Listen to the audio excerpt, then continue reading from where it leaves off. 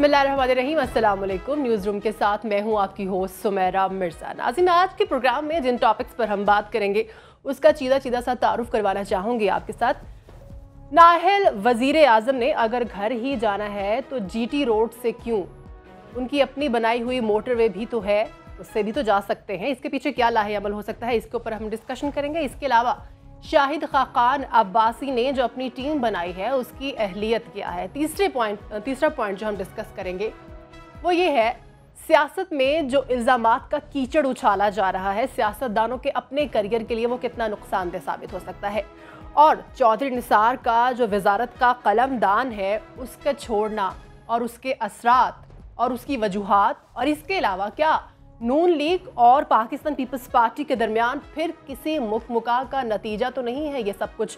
और आखिर में हम डिस्कस करेंगे कि कराची में अमन के दुश्मन जो हैं अभी भी मौजूद हैं और कलदम तंजीमों की जड़ें अभी भी बाकी हैं। अपने एनालिस्ट का तारुफ करवाती चलूँ, इजहारुल हक साहब हमारे साथ मौजूद होंगे और साथ ही साथ खबर घुमन साहब का भी हम तज्जिया लेंगे।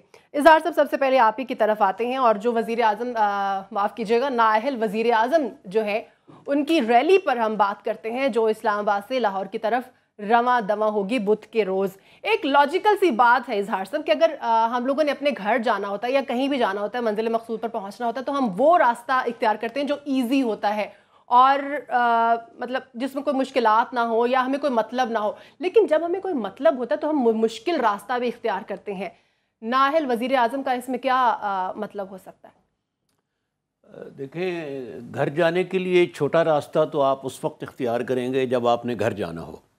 जब आपने कहीं और जाना है, एक गुमशुदा रास्ते की तरफ जाना है, तो फिर आप यही करेंगे। मुझे सादी का शेर याद आ रहा है, बहुत मशहूर, कि तरसम न रसी बकाबा ए आराबी की राह के तू मेरवी बतुर्किस्तान अस्त। वो बद्दू से कह रहा है सादी कि तू काबे की तरफ जा रहा है और रुख तेरा तुर्किस्तान की तरफ है, सेंट्रल एशिया की तरफ, तो तू किस तरह जाएगा। ये देखें, जीटी रोड पर जो जा रहे हैं तो वो पंजाबी में कहते हैं कि डांगा दे गज़ ते चोरां दे कपड़े। ये इतने मैसिव लेवल पर पंजाब गवर्नमेंट को मिसयूज़ कर रहे हैं, इतने मैसिव लेवल पर कि आप उसका अंदाज़ा ही नहीं कर सकते। हमज़ा शहबाज शरीफ साहब ने, जिनका पंजाब गवर्नमेंट से कोई ताल्लुक़ नहीं है सिवाय इसके कि वो शहज़ादे हैं और फर्जंद गिरामी हैं, वो मेंबर तो असम्बली के हैं, नेशनल असम्बली के, उन्होंने जितने अजला हैं रस्ते में, जेलम, गुजरात, शेखुपुरा, पिंडी, सब के जो डिप्टी कमिश्नर हैं उनसे वो किया है उन्होंने राब्ता। अब ये जो आएंगे इस्तकबाल के लिए, इसमें पटवारी होंगे और थानेदार होंगे और मजिस्ट्रेट होंगे और सेक्शन अफसर होंगे और ये सारे होंगे। आप इनकी धांधली का अंदाज़ा लगाइए कि सिटिंग प्राइम मिनिस्टर को मिलता है एसपी। मियाँ साहब के पास 2 एसपी हैं, इसलिए कि वफाकी हुकूमत भी अपने उसकी है, हरकारे की है, और पंजाब 1100 पुलिस वाले इस वक्त जाती उम्रा पर अलॉन्ग विद 1 फुल एसपी, और 1 एसपी उन्होंने फेडरल गवर्नमेंट को दिया है जो पहली दफ़ा अपनी किस्म का है। बिल्कुल सही। लेकिन इस सब के कुछ के बावजूद मैं सिर्फ ये पूछना चाहूँगा कि वो पंजाब से बाहर जाकर दिखाएं तो तब उनकी पॉपुलैरिटी पता होगी। यहाँ तो उनके भाई की गवर्नमेंट है, यहाँ तो वो अपने घर में हैं, उनके वसाइल सारे उनके पास हैं, भतीजा उनका लगा हुआ है, मिनिस्टर सारे लगे हुए हैं, और जो हमारा सेटअप है उसमें कोई इनकार करके किसी ने मरना है। वो कराची में जाकर अपनी पॉपुलैरिटी दिखाएं, पेशावर में दिखाएं, कोयटा में दिखाएं, कहीं और जाकर दिखाएं, तो तब तो बात है। गुम्मन साहब से पूछें कि वो इस बारे में क्या फरमा रहे हैं। पहले जो इजहार साहब ने बात की उसके ऊपर भी आपका कमेंट चाहूंगी, लेकिन एक और बात यह है कि जिस तरह से नाअहल वज़ीर आज़म अपने घर, बकौल उन लोगों के कि वो अपने घर वापस आ रहे हैं, इसके ऊपर पीटीआई का ये कहना है कि वो नैब को प्रेशराइज कर रहे हैं। क्या वो नैब को प्रेशराइज कर सकते हैं इस तरह से? कोशिश उनकी यकीनी यही है। असल में मसला ये है कि जब सुप्रीम कोर्ट की तरफ से एक जजमेंट आ गया, उसमें तो इनकी जो सियासत का जो मैं कहूँगा कि वो जो बेड़ा गर्क हो गया, अब उसको तो मुझे कोई आसार नज़र नहीं आ रहे किसी ना किसी मौके पे कि शायद इनकी सियासत बहाल हो जाए। अब मसला ये है कि अब यही करना चाह रहे हैं कि जीटी रोड पे अब थोड़ा सा शो ऑफ स्ट्रेंथ करके, ताकि इनको जो रेफरेंसेस बनने हैं उस हवाले से काइंड ऑफ एक मैसेजिंग जो कर दें कि इनके खिलाफ वो सख्त रेफरेंसेस ना बने। और ये पाकिस्तान मुस्लिम लीग नून का हमेशा रहा है, इस ऐसी रवश रही है, ये करते रहे हैं टकराव की सियासत। लेकिन जो इजहार साहब ने बात की ना कि एक नाअहल पॉलिटिशियन जिसको किसी छोटी अदालत नहीं, पाकिस्तान की अदालत उज़्मा ने नाअहल करार दिया और 5 जजेस का फैसला है, यूनानिमस फैसला है, उसके ऊपर आप एक लीगल आर्गूमेंट ज़रूर कर सकते हैं, लेकिन उस फैसले की अफादियत और उस फैसले के जुज़वियात के ऊपर भी आप बात कर सकते हैं, लेकिन ये नहीं कह सकते कि ये गलत है। गलत है, सही। अब ये एक जो इजहार साहब जो फॉर्मर प्राइम मिनिस्टर है, जो साबका प्राइम मिनिस्टर है, उसको क्या क्या सहूलियात जो गवर्नमेंट ऑफ पाकिस्तान की तरफ से मिलती हैं।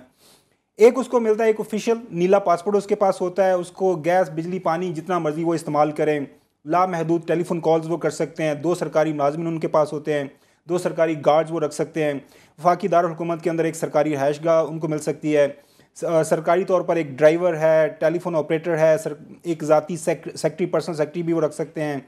उसके साथ पेट्रोल वो जितना चाहिए इस्तेमाल करें, 2.25 लाख के करीब उनको पेंशन मिलती है। उसके अलावा मेडिकल हेल्थ केयर फैसिलिटीज जो भी उनको ज़रूरत पड़े वो ले सकते हैं पाकिस्तान के अंदर।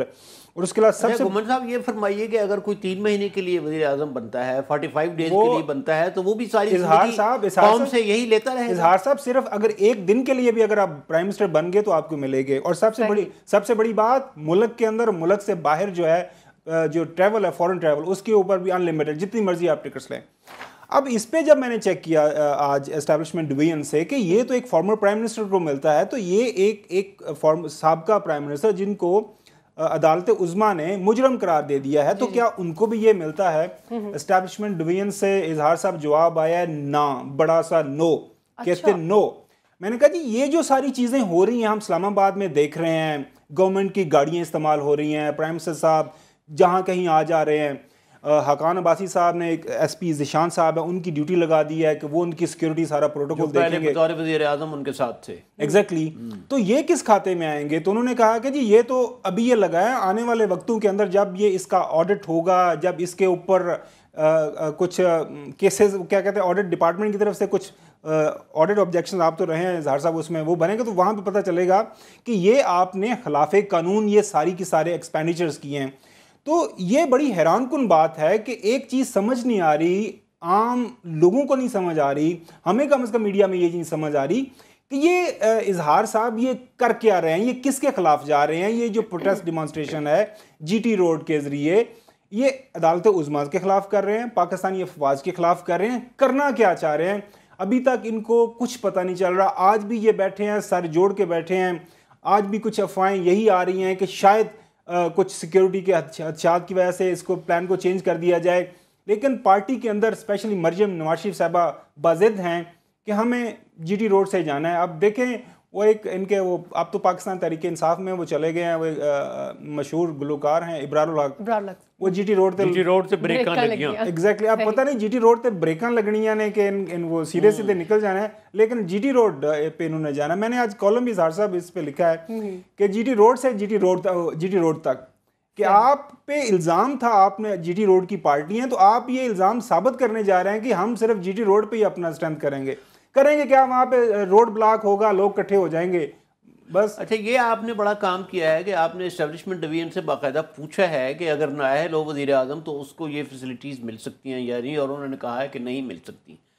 तो जाए कि मिल ही नहीं सकती, वो जो मिल सकती हैं एक नॉर्मल रिटायर्ड वज़ीर आज़म को एक्स उससे भी ज़्यादा ले रहे हैं। बिल्कुल सही। सिटिंग वज़ीर आज़म को एसपी मिलता है, एक्स को नहीं मिलता। ये वो भी इसका मतलब यह है कि कानून की और ज़ाब्ते की और ब्लू बुक की इनके नज़र में अहमियत नहीं। आपने ऑडिट की बात की, आज की खबर यह है कि पंजाब का जो board of investment and trade है, 1 करोड़ से ज़ायद रकम उसने इनको दी है शहबाज शरीफ साहब को चाइना जाने के लिए, which he was not suppose to do.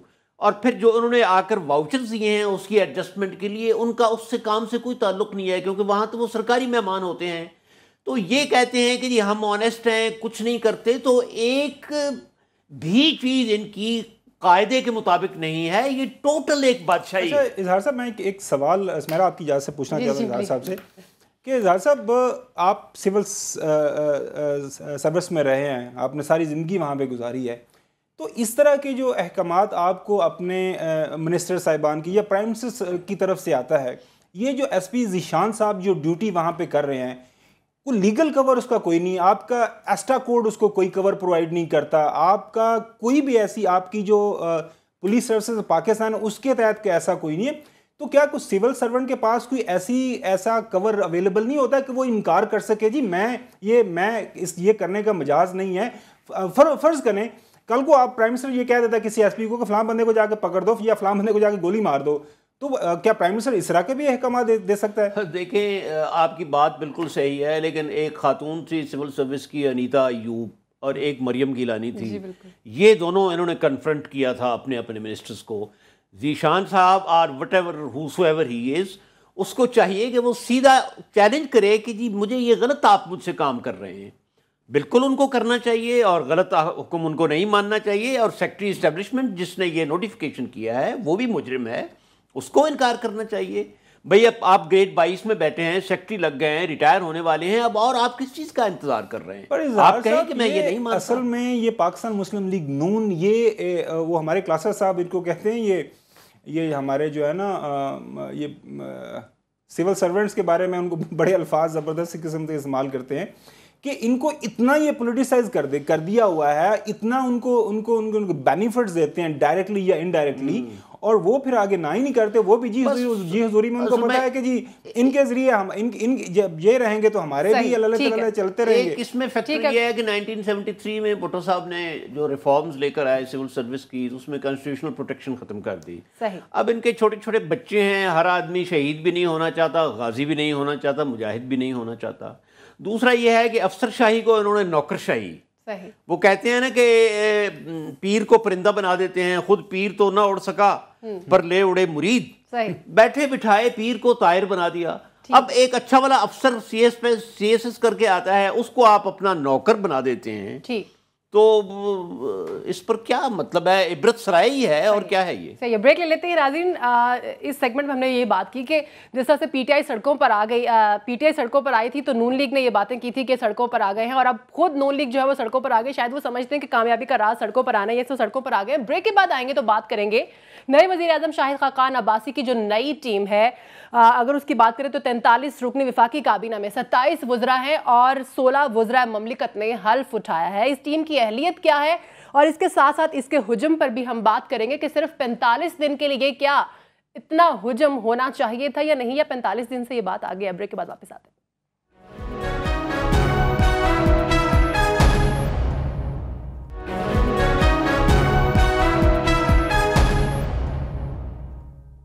Break के बाद खुशामदीद नाज़रीन।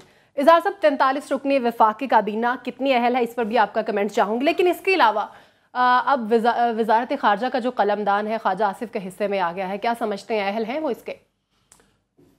ये दो जो इन्होंने कलमदान तकसीम किए हैं, आसन इकबाल साहब का दाखिला का और ख्वाजा साहब का खारजा का, ये कोई बज़ाहिर सेंसिबल नहीं लगता, कोई कंपेटिबिलिटी नहीं लगती। अगर उलट हो जाता तो फिर भी ठीक था। आसन इकबाल साहब की सारी तवज्जो सी पैक पर और प्लानिंग डिवीजन पर है। एक तो वहाँ से उनको हटाना जो है वो तसलसल का फुकदान हो जाएगा, कंटिन्यूटी नहीं होगी। और ख्वाजा साहब ख़ास तौर पर माजी में फ़ौज के ख़िलाफ़ उन्होंने खुल्लम खुला तकरीरें की हैं, उनको वजारत खारजा का कलमदान देने, हो सकता है कोई मियाँ साहब को मैसेज देना चाहते हों किसी को। लेकिन मैं आपको एक और बात बताना चाहता हूँ, वो जो कहते हैं ना घुम्मन साहब के democracy by the people for the people from the people, तो ये जो कैबिनेट है ये for Punjab bye Punjab and from Punjab है। आप देखें कि वजारत दाखिला जो है वो पंजाब के पास है, वजारत खारजा पंजाब के पास है, वजारत ख़जाना पंजाब के पास है, वजारत तिजारत पंजाब के पास है, दिफाई पैदावार पंजाब के पास है। साहब उन्होंने जीटी रोड से जाना है तो जीटी रोड पे इर्द गिर्द ही फिर वजारत हेल्थ जो है वो पंजाब के पास है, पार्लिमानी उमूर पंजाब के पास है। अब क्या इस पर कहा जाए, ये कोई तनासब नहीं है, ये कोई निस्बत नहीं है, ये कोई तवाज़ुन नहीं है। आप दूसरे सूबों को क्या पैगाम दे रहे हैं? सही। गुम्मन साहब, वज़ीर ख़ारजा की चूँकि बात हो रही है तो अक्सर यही रोया जाता है कि जाता रहा पिछले 4 साल की वज़ीर ख़ारजा नहीं है। कोई ख़ारजा पॉलिसी पे कोई असर आएगा? और अहलियत पे भी बात कीजिएगा। मैं तो जिस दिन ये कैबिनेट अनाउंस हुई थी तो मैंने सर पकड़ लिया था। ख्वाजा आसिफ साहब को मैं अक्सर जिक्र करता हूँ कि 2008 से लेकर 2013 तक ये पब्लिक अकाउंट्स कमेटी के मेंबर रहे। वहाँ पे आके जिस तरह की इजहार साहब वो गपशप, ही इज़ वेरी विटी, वो जो है ना ऑफ द कफ रिमार्क्स उन्होंने पास करना, और एट टाइम्स आपको पता है वो बिलो द बेल्ट भी कमेंट वो श्री मजारी साहबा के बारे में जो उन्होंने बात की, और उसके अलावा भी वो उनको वो पटड़ी से उतरते बिल्कुल टाइम नहीं लगाते। एट टाइम्स तो वो उनकी बातचीत से लगता ही नहीं है क्योंकि बड़ा शख्स, एक नई टर्म भी कॉइन की है ना, रंगबाज। अच्छा, एग्जैक्टली। अब मेरे सियालकोट से हैं, अब क्या कर रहे हैं। अच्छा, दूसरी बात ये है कि सारी उम्र उन्होंने बैंकिंग, वो आपको पता वो भी इकामा दुबई में उन्होंने बैंकिंग सेक्टर में काम शाम करते रहे हैं। चलें, अच्छी बात है, अपना रोजगार के लिए करना भी चाहिए। अब मसला ये है कि आप कुछ थोड़ा बहुत तो एक उसमें सेंस प्रिवेल करना चाहिए थी कि किन सलाहियतों की बुनियाद पर आप ख्वाजा आसिफ साहब को खारजा पॉलिसी, वो भी ऐसे वक्त में सुमेरा हम रीजनल टर्मोइल में हैं, हमारे मुल्क के चारों तरफ किसी मुल्क के साथ हमारे हालात अच्छे नहीं हैं, हमें बड़ी एग्रेसिव फॉरेन पॉलिसी चाहिए। इंटरनेशनल लेवल पे हमें अमेरिका बहादुर धमकियां, पिछले हफ्ते उन्होंने धमकियां दे के से बंदे थे पुत्र बन जाओ और नहीं थे ऐसी की तैसी, उनको आपने एंगेज करना है। आपके बाद आपके इकोनॉमिकली आप इंटरनेशनल इतना आपको स्क्वीज आप होते जा रहे हैं, वहाँ पे आपने करना है। और ख्वाजा आसिफ साहब की अहलियत क्या है? उनकी सिर्फ एक ही अहलियत है कि उन्होंने प्राइम मिनिस्टर नवाज शरीफ साहब को उनका दिफा करना है, उसके लिए उनको गालम गलोच करना पड़े वो करेंगे, उसके लिए आपको वो जिस लेवल तक मर्जी जाना पड़े जाएंगे।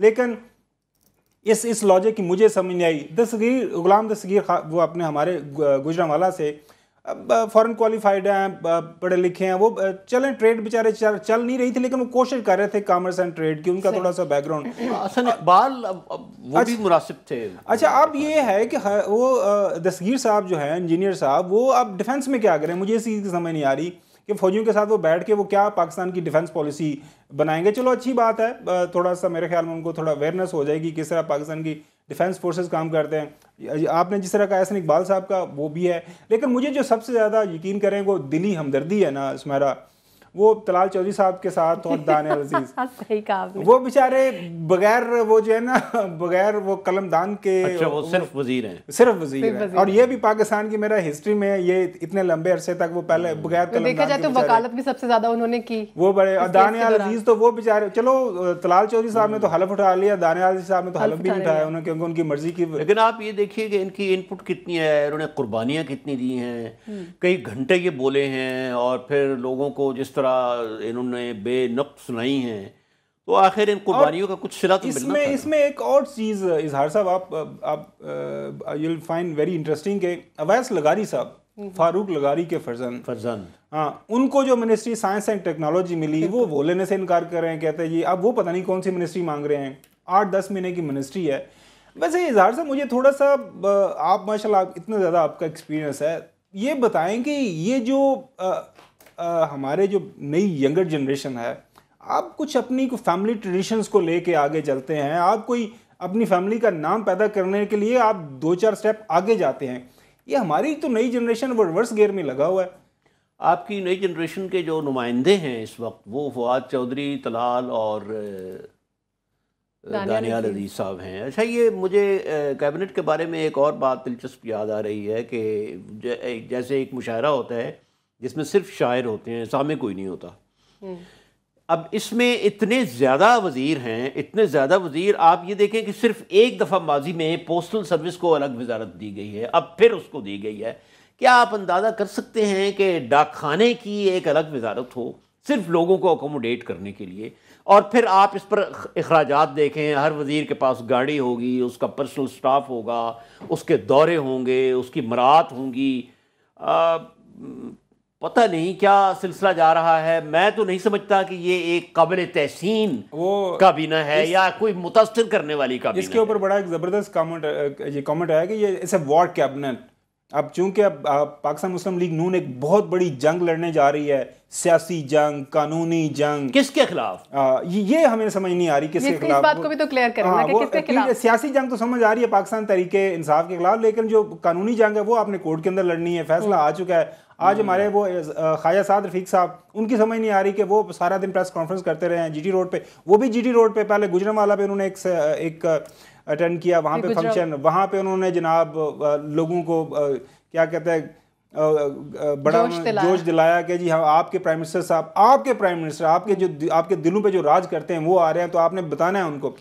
अच्छा, वैसे मज़े की बात है, मेरी जो रीसेंट मेमोरी के अंदर ये नवाज शरीफ साहब, मैंने उनको पहली दफ़ा देखा ये जीटी रोड से ट्रैवल करते हैं। मुझे नहीं पता लास्ट टाइम उन्होंने कब ट्रैवल किया था जीटी रोड से। क्या पता आप किसी दिन उनको अपने वतन में ईद करते भी देख लें। ख्वाजा साद रफीक का आपने जिक्र किया है, तो अगर आप लाहौर जाएँ रेलवे स्टेशन पर या पिंडी जाएँ, तो वो जो टूटा हुआ पुल है अंग्रेज़ों के ज़माने का, उसमें जब औरतें और बूढ़े अपने बैग लेकर ऊपर जाते हैं तो वो ख्वाजा साद रफीक को याद करते हैं, या ख्वाजा या ख्वाजा। इनसे इतना नहीं हो सकता कि ये उस पर एस्केलेटर लगा दें, कितने पैसे लगते हैं अवाम का इनके लिए। आप प्रैक्टिकली जाएं वहाँ पर कैमरा लेकर और अपने नाजरीन को दिखाएं कि वो बूढ़े मुसाफिर, बच्चे, औरतें वो किस तरह अपने बैग लेकर ऊपर जा रहे हैं। अच्छा, लोगों को ये बड़ा कम अकल स्मेरा समझते हैं। वहाँ पे ख्वाजा साहब दो चीज़ों का जो है ना वो बरमला इजहार करते हैं। एक तो अपनी तकारीर में वो कहते हैं हम रिव्यू पिटिशन में जा रहे हैं, और साथ में कहते हैं हम अदलिया पे प्रेशर नहीं डाल रहे। साथ में ये भी कहते हैं कि जी हम आराम से घर जाना चाहते हैं, हमें घर क्यों नहीं जाने देते, हम किसी के साथ कोई टकराव नहीं करना चाहते। और इनके ये सारे बयानात दे रहे हैं आबद शेर अली साहब, राना सनाउल्लाह साहब, साथ ये भी याद दिलाते रहते हैं, शायद अपने आप को याद दिलाते हैं कि हम अदलिया का एहतराम करते हैं। और ये इससे बड़ी डिससर्विस टुवर्ड्स जमहूरियत मेरे ख्याल में हो नहीं सकती। कल कलां को ये जब अपने बयानात और अपनी ये प्रेस कॉन्फ्रेंस टेलीविजन पे देखेंगे तो इनको समझ आ जाएगी। आज तो वो ख्वाजा साहब रफीक साहब कह रहे थे ना कि इमरान खान साहब को किसी मौके पे हमारे साथ ट्रक पे चढ़ना, कंटेनर पे चढ़ना पड़ेगा जमहूरियत की बहाली के लिए। इनको समझ लग जाएगी कि अगर हमारे पास कुछ नहीं रहा तो इनके पास कुछ नहीं रहा, तो हमारे साथ मिल जाएं। तो मेरे ख्याल में कल कलां को जब ये अपने बयान देखेंगे तो इनके सर शर्म असल में वो ये, अगर थोड़ी बहुत शर्म हुई वो तो। ये ऐलान किया है उन्होंने, ये कहकर जो आप फरमा रहे हैं कि ना खेडांगे तो ना खेडन देंगे। गुबर साहब, हुजम पे बात कर लेते हैं कि एक तो ये बात मेरे जो अपने माइंड में आती है कि सिर्फ 45 डेज़ के लिए ये काबीना बनी है, या फिर अगर लेट्स सपोज अगर 45 डेज़ के बाद अगर कोई नए आते हैं हमारे वज़ीर आज़म साहब, लेकिन हालांकि अब तक कोई खबर तो नहीं है ऐसी, तो फिर ये काबीना चेंज होगी। दूसरी बात ये कि इसका जो हुजम है मतलब 43 वुज़रा है, ये भी अपनी हिस्ट्री में एक मतलब रिकॉर्ड रखता है कितना बड़ा साहब। आईनी तौर पर जो 11% आपकी जो total members of the parliament वो बना सकते हैं। इस वक्त नेशनल असम्बली के 342 मेंबर्स हैं और सेनेट के 104, ये टोटल बनते हैं 446। तो उसका अगर 11% समवेयर अराउंड 47-48 बनता है। तो आईनी तौर पर तो बना सकते हैं। मकसद ये है कि वाई नॉट बिफोर। पहले तो आपने सारी की सारी मिनिस्ट्रीज अपने पास रखी थी। अब जब प्राइम मिनिस्टर साहब नवाज शरीफ साहब जब साइडलाइन हो गए हैं, फॉर्मर प्राइम मिनिस्टर साहब, नायब प्राइम मिनिस्टर साहब, तो वो अब उनको ये याद आ गया है कि अब इसको भी दे दो, इसको भी दे दो, इसको भी दे दो।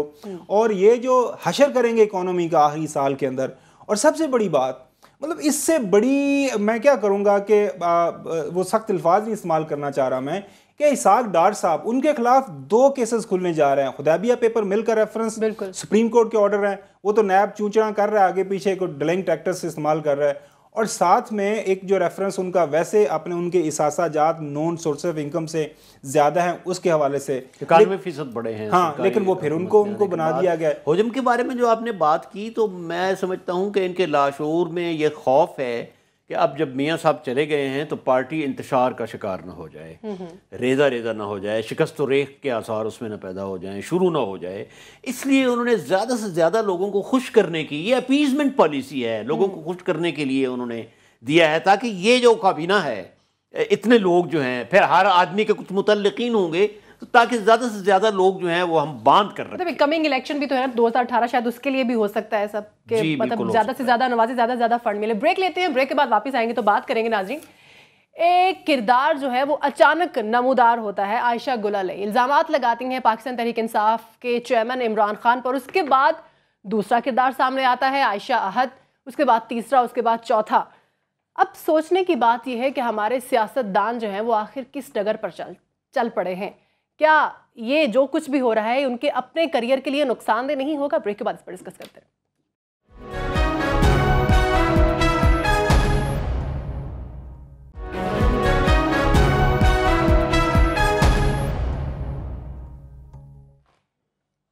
खुशामदीद नाज़रीन। इजहार साहब, अवाम की सियासी, समाजी, सकाफती और अखलाकी तरबियत करने वाला पार्लिमान जो है वो इस वक्त खुद किस मकाम पर है?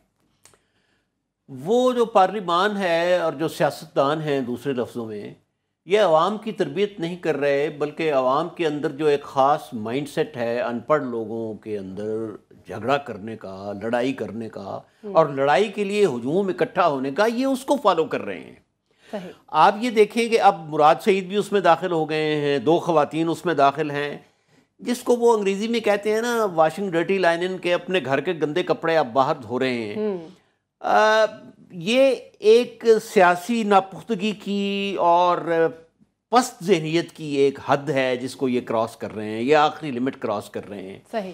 पहले तो इस मुआशरे में लोग कुछ ख्याल करते थे कि भाई माओ बहनों को इस्तेमाल ना करो, उनका नाम ना लाओ दरमियान में और घर तक न पहुँचो, लेकिन अब लगता है कि घर की चार दीवारी जो है वो मुनहदिम हो चुकी है, ये एक दूसरे के घरों में दाखिल हो गए हैं। अच्छा, आप देखिए कि हमारे यहाँ जब भी सड़क पर, शाहराह पर कोई एक्सीडेंट होता है, कोई 2 आदमी झगड़ते हैं, तो लोग बाकायदा पढ़े लिखे लोग भी अपनी गाड़ियाँ, अपनी व्हीकल्स, मोटरसाइकिल सड़क के किनारे खड़े करके उसको एंजॉय करते हैं। तो ये लड़ रहे हैं और अवाम इसको एंजॉय कर रहे हैं, टॉक शो पर चल रहे हैं। अब पहले तो ये था कि टॉक शो जो थे वो मज़ाहिया प्रोग्रामों की जगह पर हो रहे थे। अब हॉरर स्टोरीज जो हैं और वो जो वायलेंस वाला होता है उसकी जगह पर अब टॉक शो आ रहे हैं कि ये एक दूसरे पर जो इल्ज़ामात धर रहे हैं। ये तो अब इस कबील की बातें हो रही हैं कि अब आप ये माओ बहनों के साथ घर में बैठकर बेटियों के साथ आप देख भी नहीं सकते। सही। जब पैगामात की बात होती है, वो एक कहती है जी ये पैगामात है, दूसरे कहते हैं कि ये पैगामात इतने हैं। हिरासां करने की जब बात होती है तो ये बहुत अफसोसनाक एक रास्ता इख्तियार किया जा चुका है। और सबसे बड़ी बदकिस्मती ये है कि ये तौसी हो रही है, इसमें एक्सपेंड हो रहा है। पहले 2 लड़के, वो लड़कियां थी, औरतें थी, अब वो मुराद सईद आ रहे हैं। और रिहाम खान ने ये कहा है कि अगर मैंने कह दिया, कुछ पोल खोल दिए, तो मुराद सईद किसी को पता नहीं क्या वो मुंह दिखाने के काबिल नहीं। मुराद सईद की बात करें, मुराद सईद ने जो बात की है रिहाम खान के बारे में, किस हद तक आप ये समझते हैं कि हमारी अखलाकियात के ऐन मुताबिक है? किसकी गाड़ी में घूमती है अखलाकियात? तो बदकिस्मती थे हमारी, वो सियासत के अंदर ना रोज़ बरोज़, दिन ब दिन वो ख़त्म होती जा रही हैं। और मैंने पिछले दिनों में जब बात हो रही थी इज़हार साहब से के साथ कि हमारे मुल्क के अंदर और थोड़े इशू हैं सियासत करने के लिए। खुदारा यही आपको, इसी पे आपने सियासत करनी थी, ज़ातियात पे आपने हमले करने थे। और रिहाम खान साहिबा देखें, या तो रिहाम खान जो है वो कोई पॉलिटिकल पार्टी ज्वाइन कर लें, PMLN कर लें, PTI कर लें, ANP कर लें, PMLQ कर लें, कोई भी पार्टी वो एप्लीकेशन दे सकती हैं as a citizen of Pakistan. वो पार्टी को लेना या ना लेना उनकी मर्जी है। तो उसका फिर उसका जो किसी पार्टी का किसी कोई ओहदा ले लें और फिर कलमदान संभाल लें, उनकी इंफॉर्मेशन सेक्रेटरी का जो भी है। जब आप अपनी पार्टी बना लें, फिर आप प्रेस कॉन्फ्रेंस करें। आपको पता है कि आपका एक मुतनाज़ा माजी रहा है, आपके जो पहले हस्बैंड थे जो लंदन बेस्ड है, उनकी प्रेस कॉन्फ्रेंस सुन लें, वो उनके इल्ज़ामात सुन लें, तो इनके बारे में तो वो बंदा कानून को हाथ ही लगा सकता है।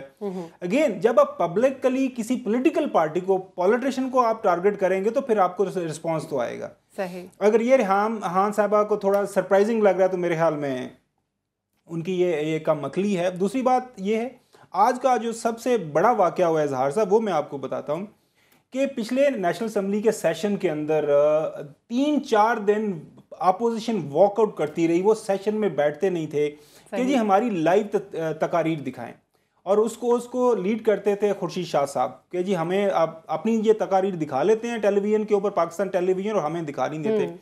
आज क्या हुआ, फिर हम लोग सवाल ना उठाएं या पाकिस्तान तहरीक इंसाफ सवाल ना उठाए तो क्या होता है, मैसेजिंग होती है। पता चलता है कि गुलालाई साहिबा जो है, आयशा गुलालाई, आज नेशनल असम्बली में जाके तकरीर करेंगी। इमीडिएटली एक मैसेज जो है वो एक एप्लीकेशन फॉरवर्ड होती है। जो सेक्रेटरी इंफॉर्मेशन है सरदार सुखेरा साहब, is a fine officer, DMG का ऑफिसर है, लेकिन जाहिर बात है वो बेचारे भी किसी के अहकामात के अंदर काम कर रहे होते हैं। वो स्पीकर को लिखते हैं कि जी इजाज़त दी जाए, आज का सेशन हम लाइव चलाना चाहते हैं। सही। और उसके बाद गुलालाई के पास माइक आता है, डिप्टी स्पीकर जावेद अब्बासी साहब उनको अनइंटरप्टेड टाइम देते हैं और वो फिर वहाँ पे अपना जो स्पीकर साहब ने इजाज़त दी है, ये मुस्तकबिल के लिए नहीं है? ये वैसे चेक करना पड़ेगा, क्योंकि आज के लिए वो तो इजाज़तनामा था कि आज हमें ये लाइव दिखाने की, हो सकता है कि इसी बहाने वो लाइव कवरेज मिल जाए बाकी लोगों को भी, लेकिन ये हुआ मेलाफाइडी। अब मसला ये है कि जब हुकूमत की तरफ से इस तरह का रिस्पॉन्स आएगा, देखें अपोजिशन सुमेरा पूरी दुनिया के अंदर शोर मचाती है, प्रोटेस्ट करती है, सड़कों पे आते हैं। Exactly. अब बड़े महज़्ज़ब ममालिक, जापान, आप कोरिया, बाकी वो लड़ाई झगड़े भी पार्लियामेंट के अंदर होते हैं, लेकिन जो गवर्नमेंट होती है वो अपने एक्शंस के थ्रू रिस्पॉन्ड करती है। यहाँ पे तो इजहार साहब वो जो गवर्नमेंट है वो अपोजिशन से भी आगे एक्शन तो कर रही है ना। अच्छा, तो वो एक्शन चाहे ये सारा अब आयशा, अब इस हवाले से तो मैं यकीन करें कि वो यही, अब मेरे छोटे छोटे बच्चे हैं इजहार साहब, वो my son is 10+, my daughter is 9+, वो दे आस्क मी कि what is this all issue about. यकीन करें मुझे नहीं समझ आ रहा है कि खान वो कैसे समझाएं वो पूछते हैं कि जी ये खान साहब ने उनको क्या मैसेज भिजवाया, वो नाराज हो गई हैं, वो इस तरह वो उनके खिलाफ बुरी बुरी बातें कर रहे हैं। सही इन्वेस्टिगेशन होना चाहिए इस पे। तो मैं इजहार साहब, हमारे मुल्क के अंदर एक एक्सप्लिसिट सेट ऑफ जो है लॉज अवेलेबल हैं जो कि हरासमेंट के केसेस को आप FIR कटवाएं, आपको पिटिशन करें, कहीं कोई अपनी दरखास्त दें। मतलब आपका ये पॉइंट है कि आयशा गुलालई जो है वो FIR कटवाएं। इजहार साहब, अगर मैं आपकी तरफ इसी पॉइंट को लेकर आना चाहूँ कि इल्जामात लगे हैं इमरान खान पर, वो बात ठीक है कि वो FIR कटवाएं, कंप्लेन करें, जो भी है, क्या इमरान खान को नहीं चाहिए कि वो अपने कुछ सबूत? मैं इजहार साहब को एक बता दूं, पाकिस्तान के अंदर इजहार साहब एक ombudsperson, एक खातून फॉर्मर जज को लगाया हुआ है sexual harassment at work place, वो उनके खिलाफ वहां पे आप एप्लीकेशन दे सकते हैं, आपका केस वहां पे लड़ा। ठीक है, इमरान खान ने ऐसा नहीं कर सकते कि वो खुद सबूत दे दें या अपना मोबाइल, जैसे वो कहा जा रहा है जो भी उनका मोबाइल है वो दे दें सामने कि ये जी सब कुछ है, आप कर लें जो मर्जी करना है आप? देखिए, पहली बात तो ये है कि इमरान खान को मुहतात रहना चाहिए था। फ़र्ज़ करें उन्होंने मैसेज भेजे हैं तो ये उन्होंने बहुत बड़ी गलती की है। सही, उन्हें ऐसा नहीं करना चाहिए। जब वो एक मिशन लेकर उठे हैं, वो अब एक फ़र्द नहीं है, he is not an individual, अब वो एक इदारा चला रहे हैं, एक पैगाम लेकर उठे हैं, एक तब्दीली लाने के ख्वाहिशमंद हैं। और अगर वाकई उन्होंने ऐसा किया है तो फिर तो उन्होंने ये बहुत बड़ी गलती की है। सही, एक अच्छी मिसाल नहीं छोड़ी। अच्छा, दूसरी तरफ ये भी कहा जा रहा है कि ये एक फंदा है कि उनका जो वो ब्लैकबेरी है उसमें धरने के दिनों में जो अगर वो किसी से उनका राब्ता था उस सिलसिले में तो शायद इस तरह से करके उसको वो हासिल करना चाहते हैं। ठीक, ये भी हो सकता है। लेकिन यहाँ मैं एक और बात करना चाहता हूँ। ये बात बहुत पड़ी और लिखी जा चुकी है, सुनी जा चुकी है कि वो खातून जो हैं आयशा, 4 साल पहले अगर वो कहती हैं कि मैंने अपने वालिद को उसी वक्त मैसेज, तो वो और उनके वालिद क्यों बैठे रहे 4 साल तक? तो जो चीज़ 4 साल तक जायज़ थी, हलाल थी, अब आखिर क्या मजबूरी आ पड़ी है कि वो हराम हो गई है? ये भी एक बड़ी अजीब बात है। सही। तो क्या कहा जा सकता है? दूसरा, फिर जिस पख्तून मुआशरे से वो ताल्लुक़ रखती है, ये बात बिल्कुल, उस पख्तून मुआशरे में तो हया का और हिजाब का और इन सारी चीज़ों का बहुत ज़्यादा तसव्वुर है। वहाँ तो कोई सोच भी नहीं सकता कि इस किस्म की, फिर उस मुआशरे में वो किस तरह चलेंगी फिरेंगी, उसमें जिंदा रहेंगी, सर्वाइव करेंगी, ये मुझे समझ में नहीं आती बात। अच्छा, इसमें बहुत ज़्यादा, जैसे इजहार साहब ने कहा, बहुत ज़्यादा इफ्स एंड बट्स हैं। सही। मेरे लिए तो उसी दिन ये एक पॉलिटिकल इशू बन गया था जब गुलालाई साहिबा, चलें उनके साथ एक इशू हो सकता है हुआ हो, एक प्रेस स्टेटमेंट देती। जिस तरह उन्होंने प्रेस कॉन्फ्रेंस की है और जिस तरह वो मीडिया को हिट कर रही हैं, हर दूसरे तीसरे इजहार साहब चैनल पे वो बैठी हुई हैं और तफसीलात और ये सारी चीज़ें बता कुछ नहीं रही। लेकिन साहब, अगर उनको मीडिया बुलाएगा तो उनको जाना तो पड़ेगा, अगर वो नहीं जाती हैं तो फिर तो उनके बारे में नेगेटिव। सुमेरा, मैं तो यही कह रहा हूँ कि इसका कोई कानूनी चारा कोई करनी चाहिए ना, खाली शोर मचाने से कि मेरे साथ ज्यादती हो गई है तो उससे तो नहीं है। सही। अब प्राइम मिनिस्टर साहब ने उनके वो कमेटी बना दी। अब देखें, ये इस तरह की जो सियासत पे जब जाएंगे ना तो आयशा आहद का वो फिर आ गए, हाँ, इसके वो भी एक और केस है, और केस है, इसके अलावा और फिर और भी बहुत और भी आ जाएंगे, और भी आ जाएंगे केसेस। सही है, ठीक है। आपको नहीं याद होगा जब जतोई साहब वजीर आजम थे तो वो जब सियालकोट में गए तो वहाँ एक लड़की ने दावा कर दिया कि मैं इनकी बेटी हूँ, तो यहाँ कुछ भी हो सकता है। सही सही। गुमर साहब, शाप 1 लाइन आंसर, आयशा गुलालई कब ज्वाइन कर रही है पाकिस्तान मुस्लिम लीग नवाज, क्योंकि आपके पास बड़ी अंदर की खबरें होती हैं, कोई है आपके पास न्यूज़? देखिए, आयशा गुलालई जिस तरह का उन्होंने अपने आप को एक्सपोज टुवर्ड्स मीडिया और इस इशू के ऊपर कर लिया है, अब पाकिस्तान तरीके इंसाफ के अंदर तो उनकी जगह नहीं, वो तो जगह वो तो खुद छोड़ चुके हैं, वो ठीक छोड़ चुके हैं, लेकिन वो अभी नेशनल असेंबली की सीट संभाले हुए हैं। बिल्कुल। इजहार साहब एक पार्टी के मैंडेट पे आप एक या पार्टी लीडर के ऊपर इल्जाम लगाती हैं और कहती हैं कि जी मैं ये इनका ये बद किरदार हैं, ये पार्टी ऐसी की तैसी करप्ट है, लेकिन उस पार्टी के मैंडेट पे आप नेशनल असेंबली में बैठी हुई हैं, वो तनहा आप जरूर मीठा मीठा हब पर कड़वा कड़वा थू, असेंबली की सीट नहीं छोड़नी, लेकिन उन्हीं की बिहाफ पर आप असेंबली की सीट संभाल कर वो फिर उनके सीने पर मूंग दल रही हैं, यही कहा जा सकता है। ये बहुत सारे सवालिया निशान है। अब मैं आपको बताऊं, ये कोई भी पार्टी इनको नहीं लेगी। अच्छा। इसके बाद ये इनको कोई पार्टी नहीं लेगी। इसके बाद इनके लिए बेस्ट ऑप्शन यही होगा कि ये कोई एनजीओ बना लेगी, लेकिन और इनको प्रैक्टिकली ले नहीं चुकी और क्या लेना। हाँ, बिल्कुल सही कह रहे हैं, और ना लेना क्या होता है सर, वो अपना इस्तेमाल हो रही है, वो जिस तरह लग रहा है, हमें लग रहा है मुबैना तौर पर, जिस तरह आज मैंने बताया कि एक पूरा एक एक्शन किया गया उनकी तकरीर को लाइव दिखाने के लिए, वो पार्लिमानी कमेटी बनाएगी फौरन। बिल्कुल घुमर साहब, वही बात के शाह फल्ला आंसर वो इसी बात पे कि अगर आयशा गुल अली साहबा पाकिस्तान मुस्लिम नवाज ज्वाइन कर लेती हैं तो ये क्या साबित हो जाएगा कि वाकई वो उनके हाथों में खेल रही थी? नहीं, देखें, परसेप्शन पॉलिटिक्स के अंदर बहुत ज्यादा मैटर करती है। ठीक है, परसेप्शन तो डेफिनेटली वो ठीक है। ब्रेक ले लेते हैं, ब्रेक के बाद जब वापस आएंगे तो बात करेंगे। वफाकी काबीना का हमने जिक्र किया, लेकिन चौधरी निसार का जिक्र अब हम करेंगे। चौधरी निसार अब इस कैबिनेट का, नई कैबिनेट का हिस्सा नहीं है, उन्हें वजारत नहीं दी गई या उन्होंने लेने से इनकार कर दिया, ये एक अलग स्टोरी है। लेकिन चौधरी निसार के वजारत छोड़ने का सबसे ज्यादा फायदा किसको हुआ? पीपल्स पार्टी के 4 मुतालिबात में से भी 2 मुतालिबात पूरे हो गए हैं। ब्रेक के बाद डिस्कस करते हैं।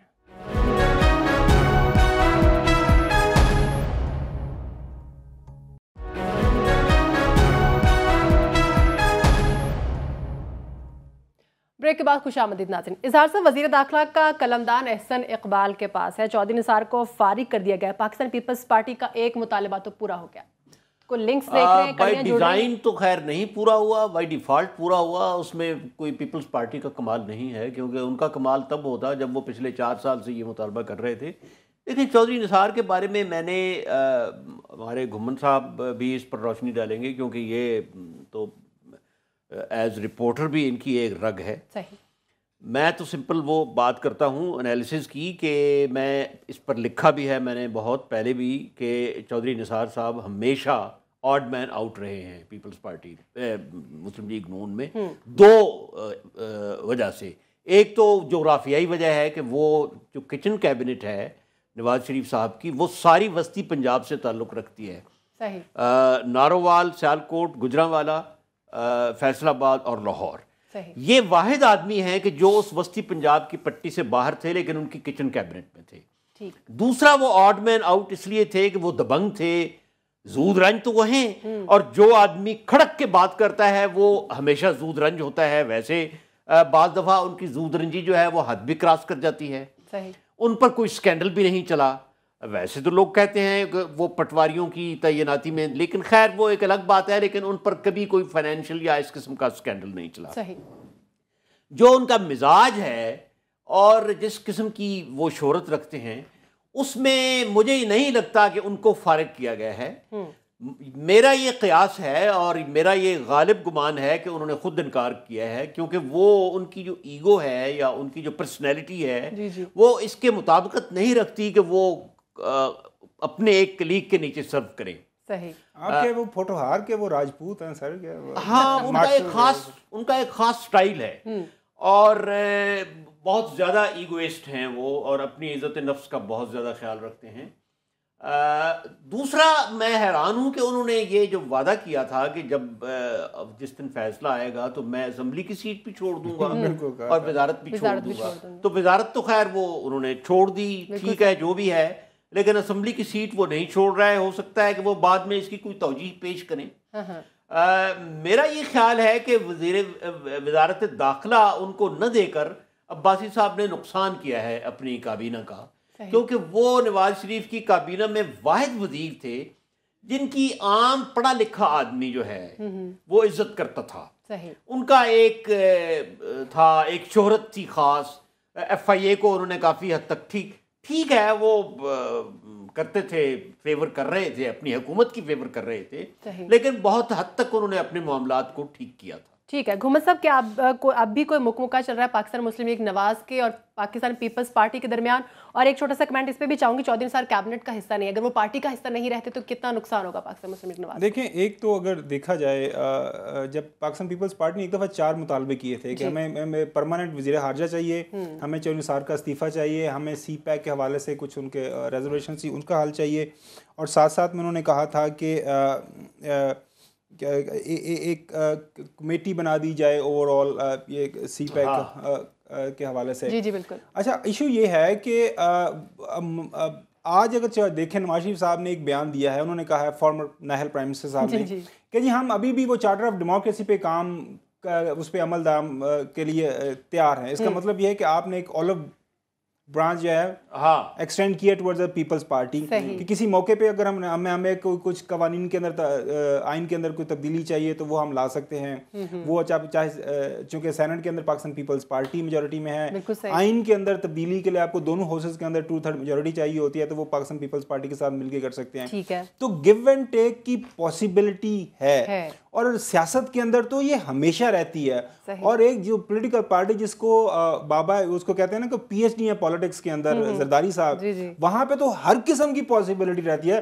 वो किसी भी मौके के ऊपर वो गिव एंड टेक उनके साथ बैठ सकते हैं। वो बात क्या करेंगे, हमें आप सबको आगे बड़ा सा भाषण देंगे जमहूरियत के लिए, जमहूरियत की बका के लिए हमने ये कड़वा घूंट पी लिया, तो ये कड़वा घूंट ये किसी भी टाइम पी सकते हैं। ठीक है, ठीक है। इजहार साहब, कराची की सूरत हाल पर बात करते हैं। नो डाउट वहां पर हालात बेहतर हुए, लेकिन अभी भी कलअदम तंजीमें वहां पर मौजूद है। देखिए, कराची में मैं मुख्तसरन अर्ज करूंगा कि कराची के मसाइल दो किस्म के हैं, नौइयत दो किस्म की है। पहली समाजी मसाइल हैं और दूसरा सियासी हैं।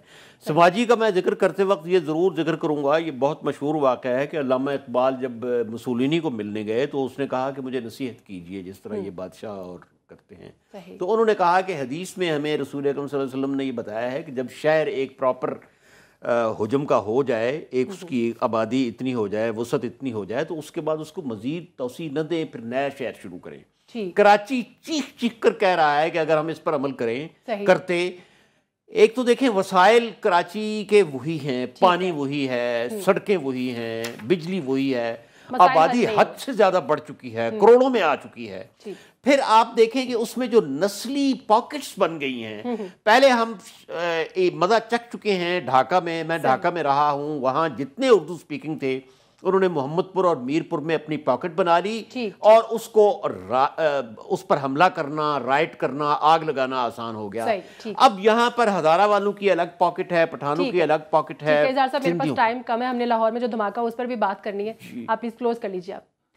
तो दूसरा जो है वो सियासी है, उसमें मैं मुख्तसरन दो बातें करूंगा। अस्करी विंग खत्म कर दें पॉलिटिकल पार्टीज के, और पुलिस को आप आज सियासी मुदाखलत से पाक कर दें, कराची बिल्कुल ठीक हो जाए। ठीक है, घुमत साहब आप कमेंट कर दीजिए। देखें, कराची के साथ मैं हमेशा से कहता हूं कि सियासी मसलहत पसंदी के असूल को अपनाते हुए कराची के लोगों के साथ बहुत ज़्यादा ज़्यादती हो रही है। जनरल मुशर्रफ ने MQM के साथ मिल मिला के किया, उसके बाद हमने देखा वहाँ पे जो कत्लो गारत हुई। आज क्या हो रहा है कि आप पाकिस्तान मुस्लिम लीग नून ने MQM का इजहार साहब वोट लिया है, तो अब उनको वजारत तो कोई नहीं दे रहे, लेकिन कराची के अंदर उनके साथ कुछ ना कुछ ट्रेड ऑफ तो करेंगे ना। हम देख रहे हैं कि अखबारात अब स्टोरीज कर रहे हैं कि वहां पे दोबारा टारगेट किलिंग शुरू हो गई है। ठीक है, घुमत साहब, आज लाहौर में जो धमाका हुआ, नवाज शरीफ के रोड शो से पहले क्या ये कोई पैगाम है? आप कमेंट कर दीजिए प्लीज। मैं नहीं कहूंगा कि पैगाम है पाकिस्तान के अंदर लॉ एंड ऑर्डर की। इससे पहले भी लाहौर के अंदर जब वहां पे फिरोजपुर रोड पे धमाका हुआ, तो वो अब हम ये नहीं कह सकते स्पेसिफिकली इस हवाले से। ठीक है, लॉ एंड ऑर्डर के इश्यूज हैं, इसीलिए तो वो कह रहे हैं कि बार बार लोग कह रहे हैं कि लिंक नहीं किया जा सकता। लेकिन खुदा न खास्ता कल को ये रोड शो पे जाते हैं, वहां पे ऐसी हरकत होती है, तो फिर मोहतात रहना चाहिए। जी साहब, आप भी इस पे शाप कमेंट। मैं नहीं समझता कि इसका नवाज शरीफ के दौरे से कोई ताल्लुक है। इतनी अंधेर नगरी नहीं है, और ये उसी सिलसिले की कड़ी है कि जो हमारे यहाँ दहशतगर्दी हो रही है, और दहशतगर्दी की जो नर्सरियां हमारे यहाँ अनचेक्ड और अनकंट्रोल्ड हो रही हैं, ठीक है, ये सब उसका नतीजा है। ठीक है, बहुत शुक्रिया मेरे दोनों एनालिस्ट का। सुमैरा मिर्जा को इजाजत दीजिए, अल्लाह हाफिज।